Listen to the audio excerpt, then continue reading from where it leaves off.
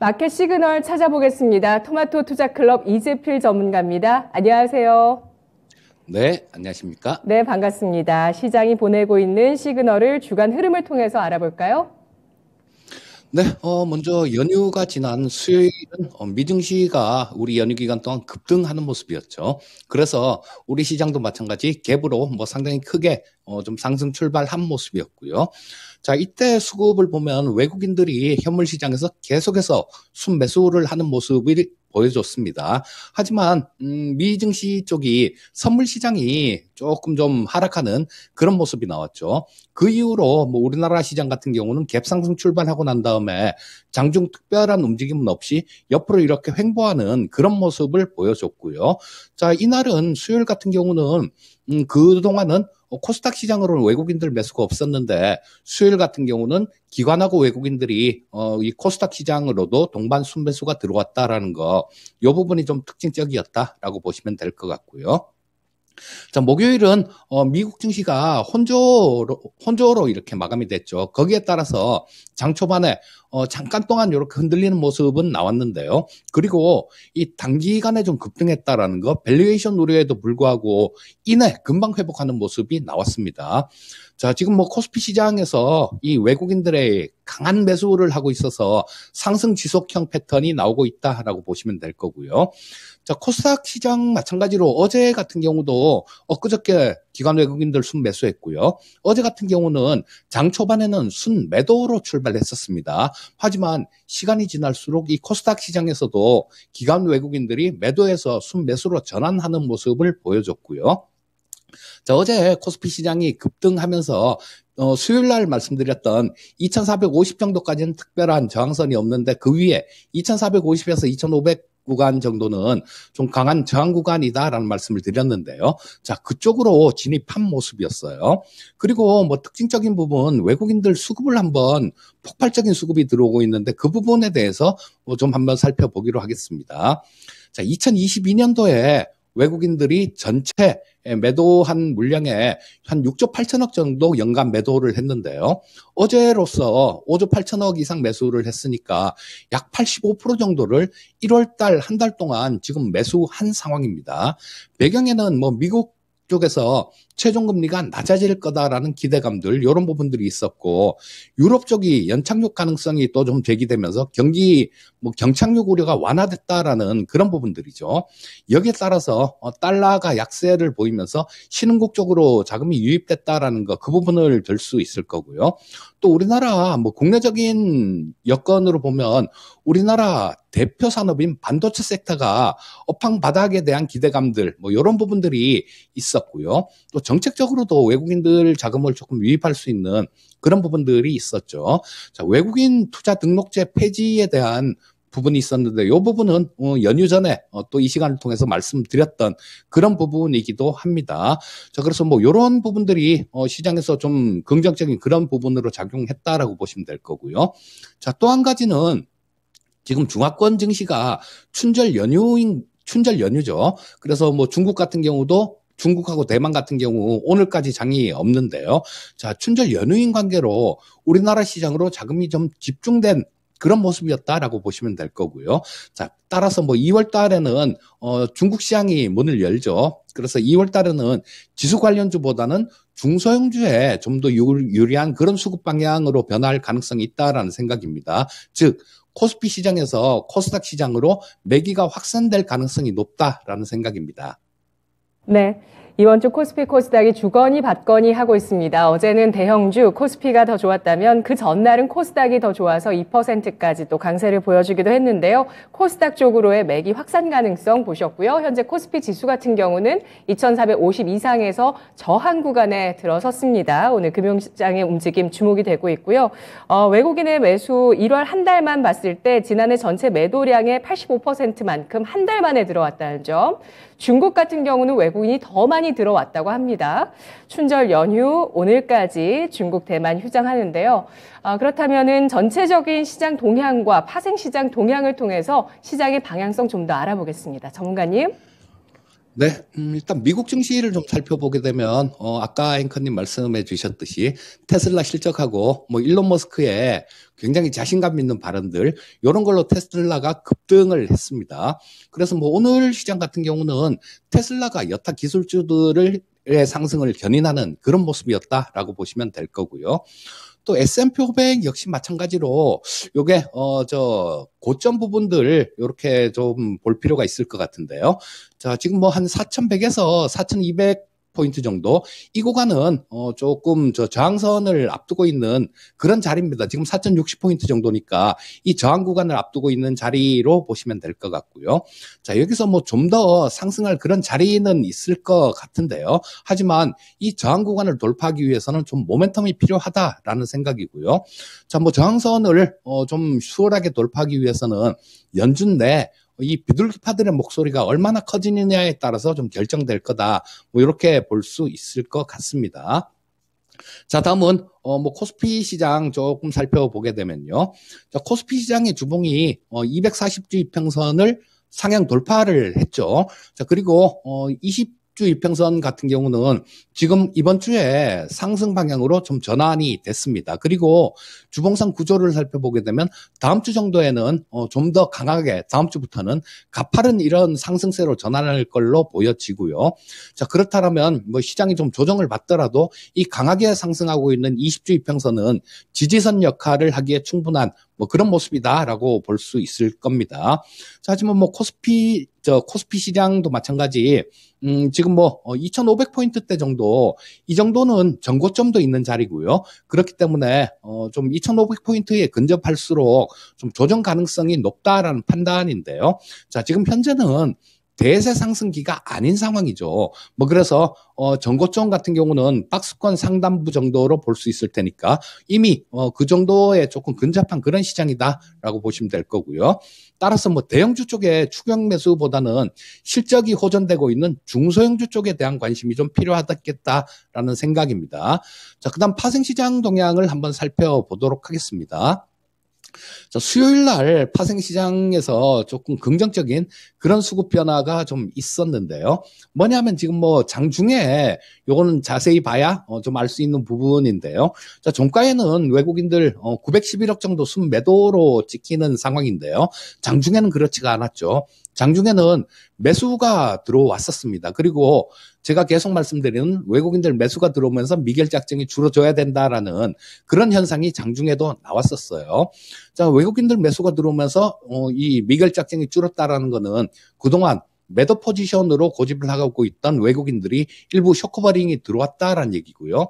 이 마지막에 좀 마이너스로 전환된 부분들은 저점에 매수했던 외국인들이 거기에 대한 차익 실현을 한 뭐 그런 내용 때문이다라고 보시면 좋을 것 같습니다. 그래서 수요일 날 이렇게 강했던 이 수급이 어제 시장에 일정 부분 영향력을 행사한 걸로 판단되고 있고요.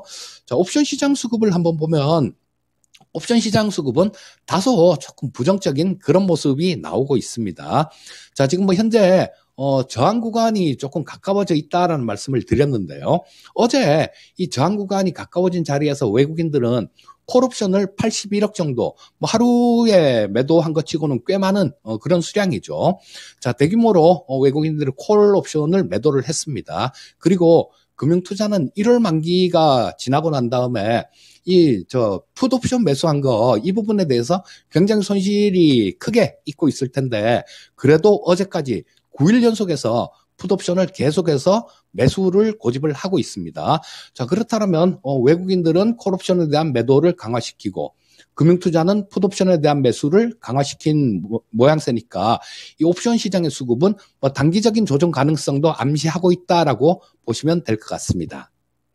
네, 옵션 시장에서는 일단 또 저항에 진입하고 있는 코스피 지수인 만큼 좀 부정적인 수급이 나오고 있지만 선물 시장에서는 미결제 약정이 줄어들면서 매수 수급 들어왔다는 점, 외국인의 이 숏커버링이 선물 시장에서 들어왔다는 부분들 짚어주셨습니다.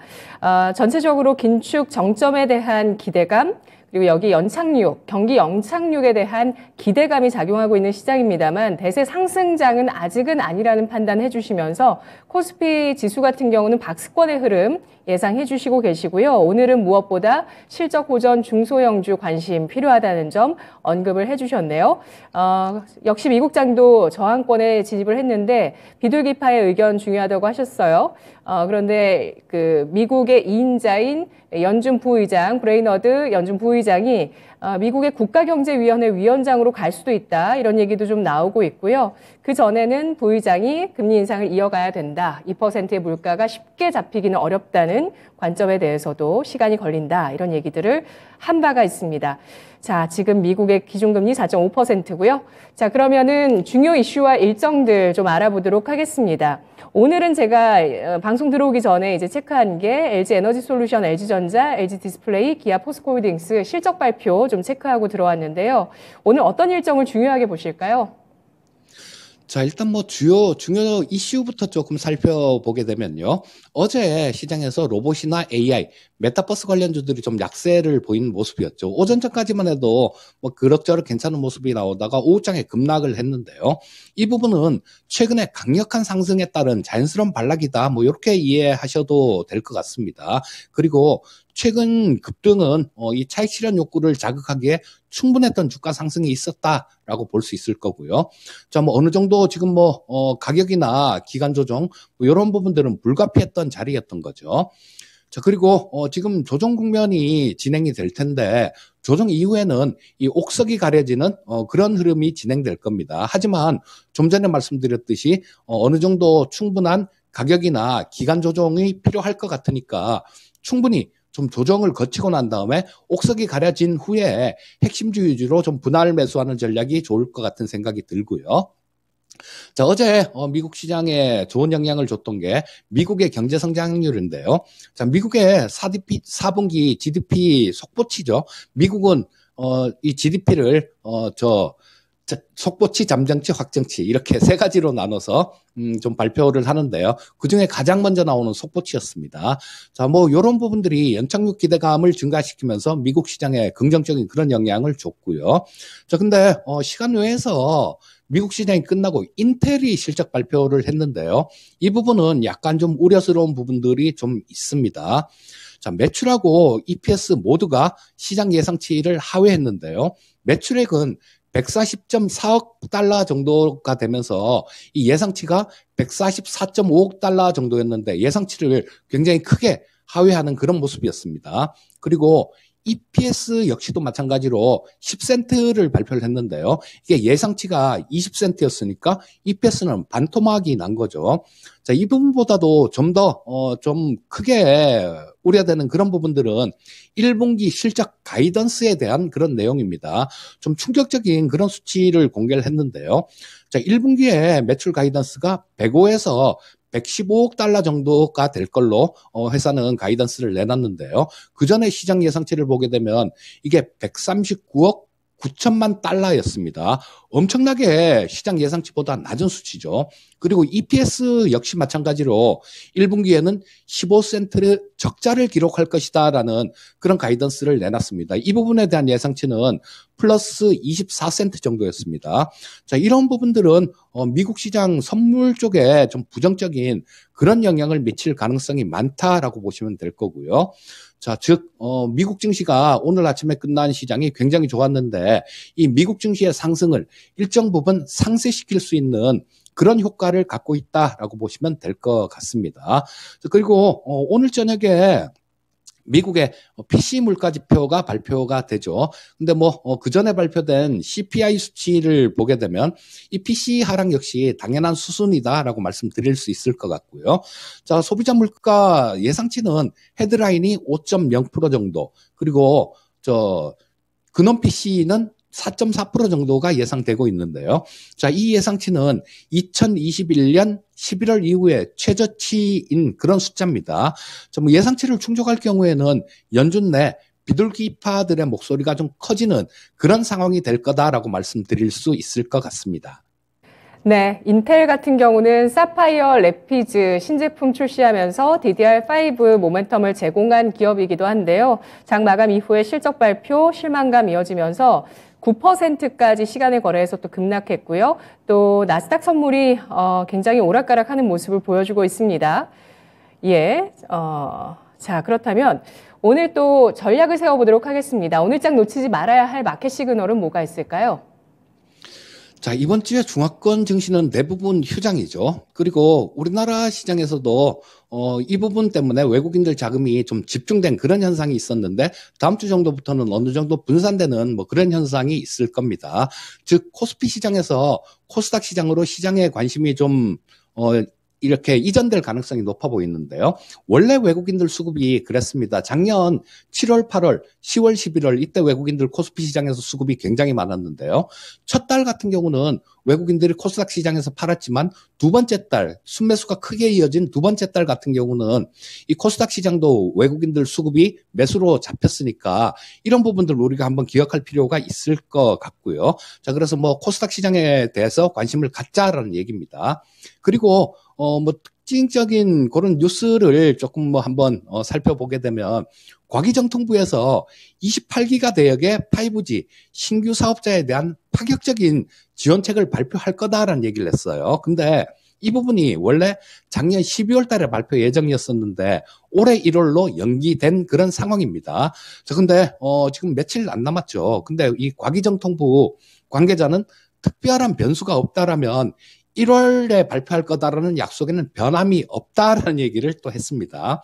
자, 그러면 이제 뭐 곧 발표가 나올 수도 있다라는 얘기인데 그러면 5G 관련 섹터들 이런 쪽 중에서 실적이 호전되는 그런 쪽은 우리가 좀 관심을 가질 필요가 있다라는 생각이고요.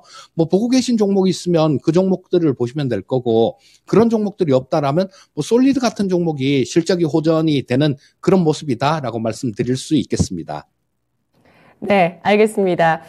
오늘 투자 전략 5G 관련주의 모멘텀이 될 만한 정책 모멘텀 말씀해 주셨네요. 이재필 전문가 유튜브 공개 방송 일정 있으신데요. 언젠가요?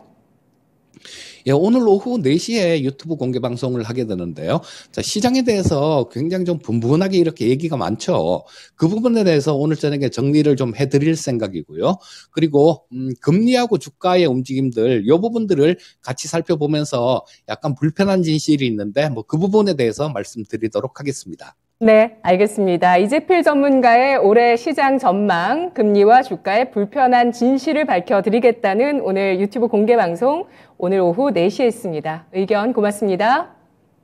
예, 감사합니다. 네, 잘 들었습니다. 이재필 전문가의 마켓 시그널이었습니다.